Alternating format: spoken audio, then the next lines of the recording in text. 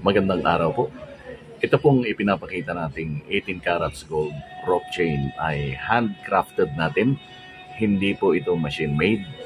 Ito po ay solid gold.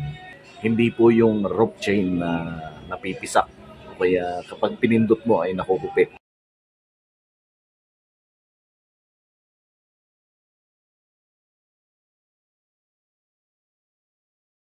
Marami pong rope chain tayo makikita sa mga jewelry store. Kaya lang, yun po yung mga ampaw na tinatawag. Ito po, hindi po. Solid gold po ito. 36.9 grams, 15 inches, 4.5 millimeter. At ang lock po natin, box lock.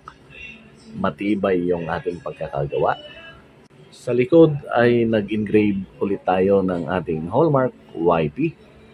At nagtatak tayo ng 750 as hallmark ng 18 carats.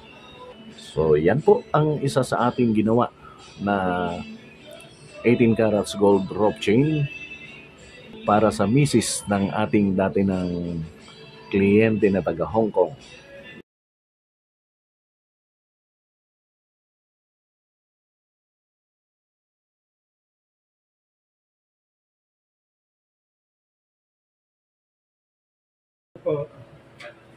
Bagay na bagay.